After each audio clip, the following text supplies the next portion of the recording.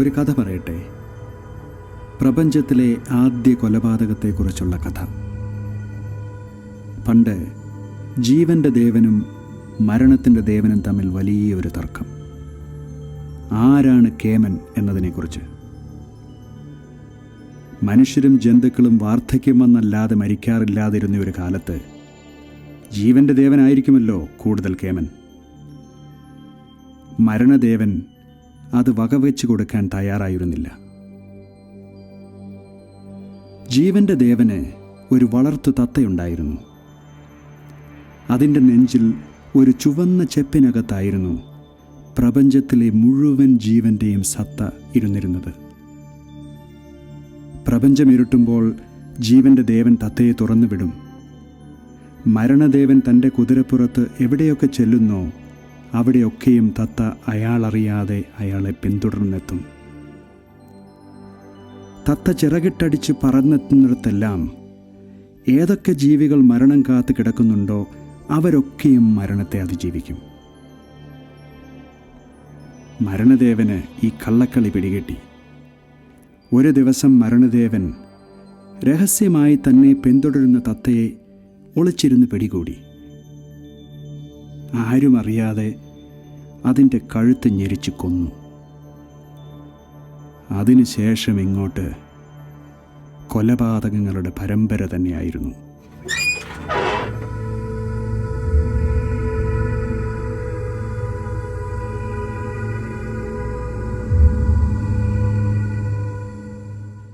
നീ പിച്ചും പേയെല്ലാം നിർത്തിയിട്ട് ഞാൻ ചോദിച്ച ചോദ്യങ്ങൾക്ക് ഉത്തരം പറ. സത്യം ചെയ്യുന്ന അത്തരം ചോദ്യങ്ങൾ തന്നെ അപകടമാണെന്നാണ് ഞാൻ പറയുന്നത്. എന്തേ, നിനക്ക് മനസ്സിലായില്ലേ? അതായത് നിന്നെക്കുറിച്ച് ഞാൻ കൂടുതൽ ചെയ്യേണ്ടെന്ന് ഭീഷണിയാണോ? ലിസയുടെ കാര്യത്തിൽ സത്യം എന്താണെന്ന് എനിക്കറിയണം. നീ അത് എന്നോട് തന്നെ ചോദിക്കുന്നതിൽ ഒരു കാവ്യനീതി ഒളിഞ്ഞു കിടപ്പുണ്ട്. ശരി, ഞാൻ അതേ ചോദ്യം നിന്നോട് ചോദിച്ചാലോ? ലിസയുടെ കാര്യത്തിൽ സത്യം എന്താണ്? നിനക്കത് പറയാൻ ഉദ്ദേശമില്ലെങ്കിൽ എനിക്ക് ബാക്കിയുള്ളവരോട് എൻ്റെ സംശയങ്ങൾ പറയേണ്ടി വരും. എനിക്ക് പക്ഷേ യാതൊരു സംശയങ്ങളുമില്ല, വേറെ ആരോടും പറയാനുമില്ല. നിന്നോട് പറയട്ടെ.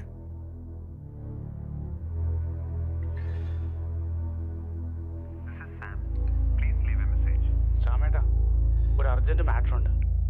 ശിവ തിരിച്ചെത്തിയിട്ടുണ്ട്. ലിസയുടെ ആ പഴയ ഫാം ഹൗസിലേക്ക് അവനെ വിളിപ്പിച്ചിരുന്നു. സമേട്ടോ, ഇതിപ്പോ എന്ത് പൊല്ലാപ്പനാണോ ഈ പ്രാവശ്യത്തെ കൂടുതൽ? എന്തിനാണെങ്കിൽ എന്താ, പോവാ, വെള്ളടിക്കുക, തിരിച്ചു വരാ, അത്ര തന്നെ. പിന്നല്ല, ഇവിടെ റൈറ്റ് റൈറ്റ്. ഒരു പട്ടിക്കാട് സ്ഥലമാണല്ലോ. ഇത് അവന്റെ ഭാര്യയുടെ പേരിലുള്ള ഏതോ ഒരു പ്രോപ്പർട്ടിയാണ്. ഡയറി ഫാമോ ഫാം ഹൗസോ അങ്ങനെ ഒന്നും. ഞാൻ ഈ വഴിക്ക് ആദ്യമായിട്ട്.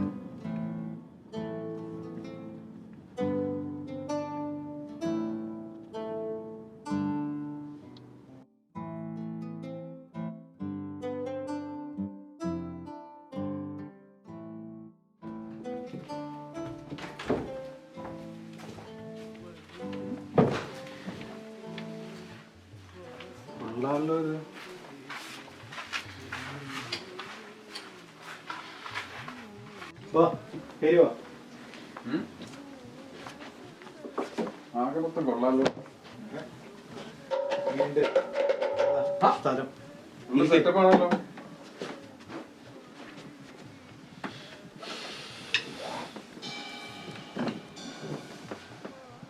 ഓ, ഇതൊരു കൊള്ളസംഗത സെറ്റപ്പ് ആണല്ലോ. അത് കറക്റ്റ്.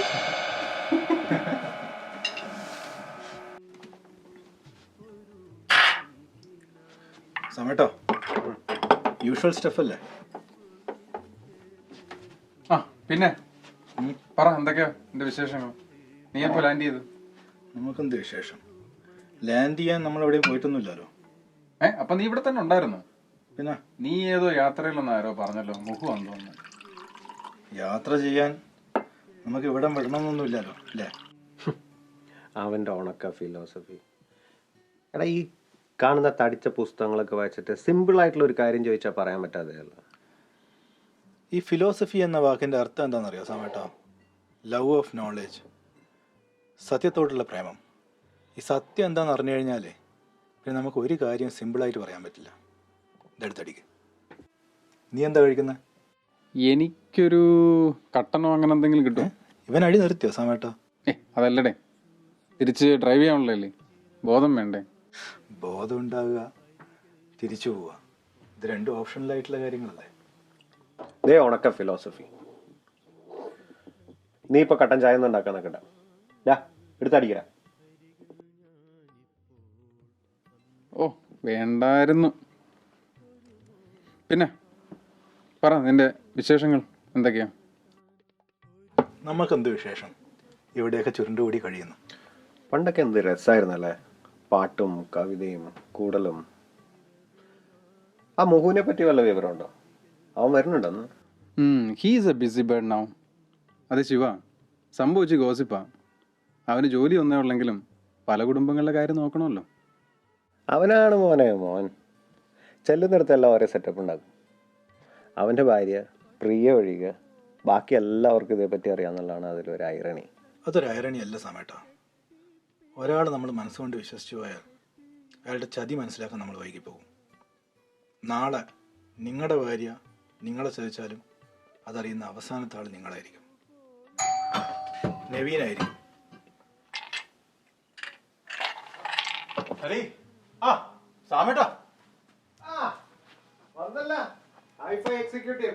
എന്തൊക്കെയുണ്ട്? നിങ്ങൾ എത്തിയിട്ട് കുറെ നേരം ആയോ? കുറച്ചു നേരമായി. എന്തൊക്കെയുണ്ട് വിശേഷം? സുഖമായിട്ടിരിക്കുന്നു. കണ്ടിട്ട് കുറച്ചു നാളായല്ലോ. വാ ഇരിക്കും. നവീന, നമ്മുടെ യൂഷ്വൽ സാധനം തന്നെ. ഇപ്പൊ എവിടത്തെ കെട്ടിയിറക്കിയ?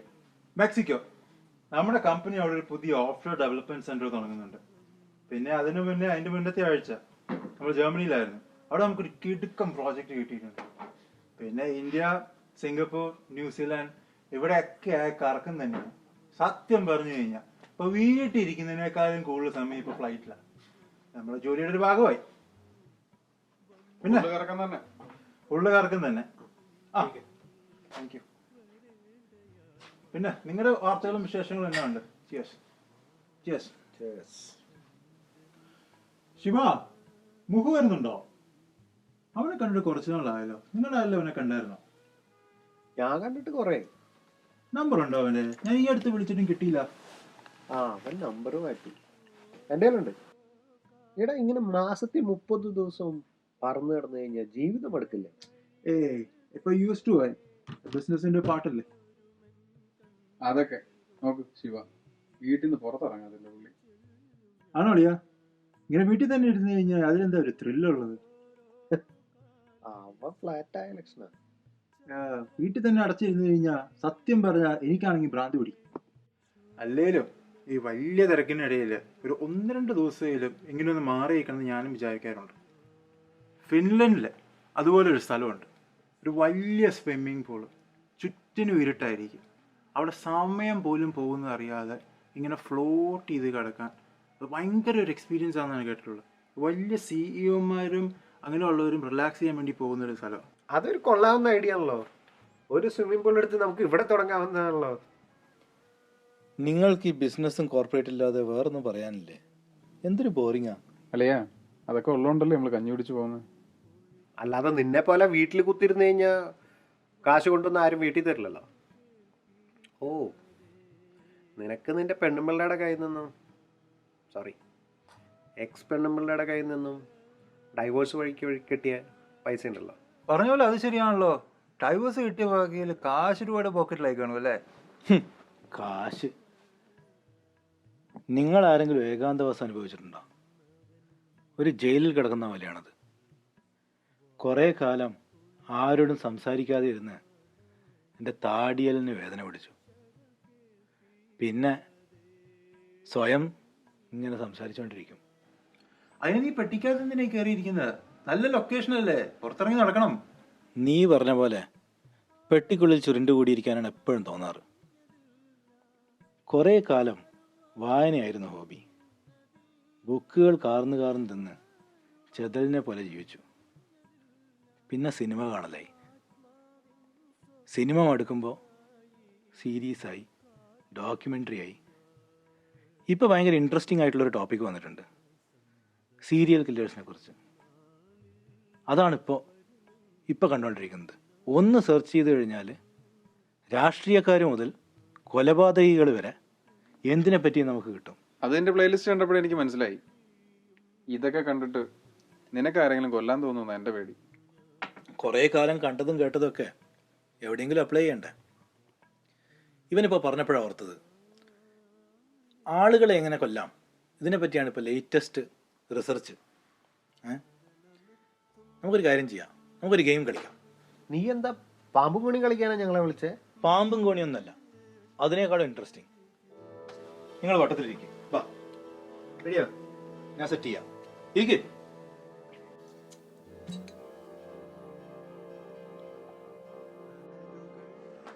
ഇതാണോ ഗെയിം? നൈസ്. എടുക്കാൻ വരട്ടെ? സമയമായിട്ടില്ല.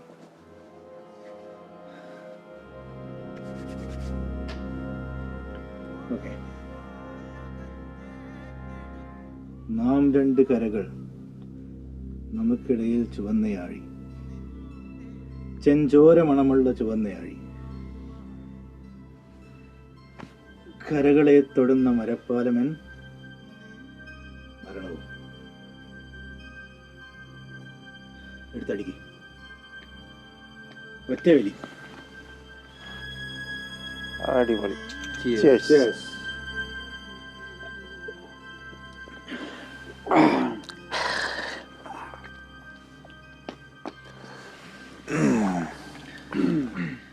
ഇനിയാണ് ശരിക്കുള്ള ഗെയിം തുടങ്ങുന്നത്. നമ്മളിപ്പോൾ കഴിച്ചതിൽ വിഷമുണ്ട്. അത് ശരിയാ, വിഷമാണല്ലോ നമ്മൾ കുടിക്കുന്നത്. അതെ, ചിരിക്കണ്ട, ഞാൻ പറഞ്ഞ സത്യ. നമ്മളിപ്പോൾ കഴിച്ച ഡ്രിങ്കിൽ ഒന്നിൽ ഞാൻ ചേർത്തത് ഉപ്പല്ല, പകരം വിഷമാണ്. നമ്മളിപ്പോൾ ചിയേഴ്സ് പറഞ്ഞത് നമ്മളിൽ ഒരാളുടെ മരണത്തിലാണ്. ശരിക്കും അവനാ ഭാഗ്യവാൻ, ഒന്നും അറിയാതെ മരിച്ചു വീഴുന്ന മഹാഭാഗ്യവാൻ. നീ ചുമ്മാ തമാശ പറയാതെ പോയി.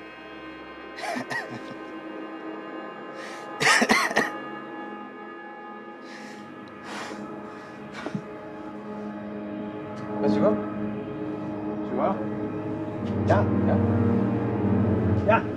ശിവ, എണീറ്റ്. ശിവ, ശിവ, ശിവ, ശിവ, ശിവ,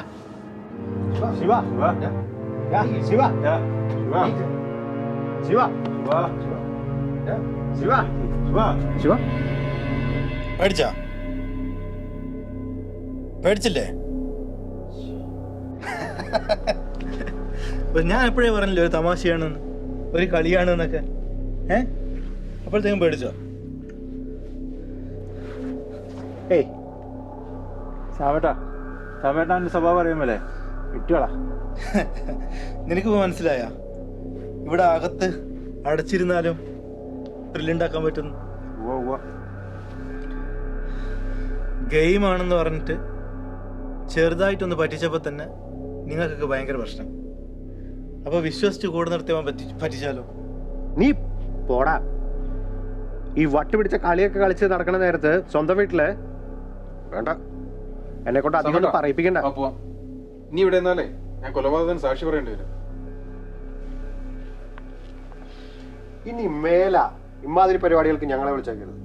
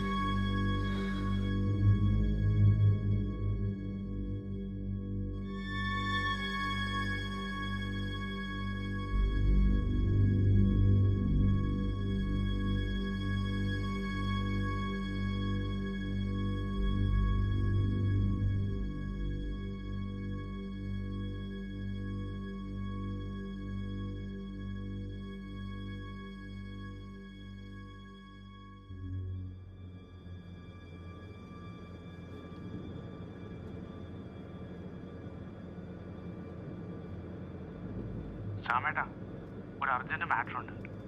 ശിവ തിരിച്ചെത്തിയിട്ടുണ്ട്. ലിസയുടെ ആ പഴയ ഫാം ഹൗസിലേക്ക് അവനെ വിളിപ്പിച്ചിരുന്നു.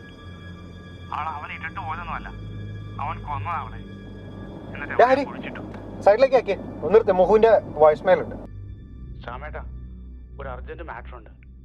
ശിവ തിരിച്ചെത്തിയിട്ടുണ്ട്. ലിസയുടെ ആ പഴയ ഫാം ഹൗസിലേക്ക് അവനെ വിളിപ്പിച്ചിരുന്നു. അവനെ ഇട്ടിട്ട് പോയതൊന്നുമല്ല, അവൻ കൊന്നതാ അവളെ. എന്നിട്ട് എവിടെയോ കുഴിച്ചിട്ടു. ഞാൻ അവളുടെ കാര്യമൊക്കെ ചോദിച്ചപ്പോൾ ഭ്രാന്തായിട്ട് ദേ ഇവിടെ ഇപ്പോൾ പറഞ്ഞതാ. എനിക്ക് പേടിയായിരുന്നു സാമേട്ടാ. ഞാൻ ദേ ഇവിടെ നിന്ന് ഇറങ്ങുവാ. നമ്മളിത് പോലീസിൽ പറയണ്ടേ?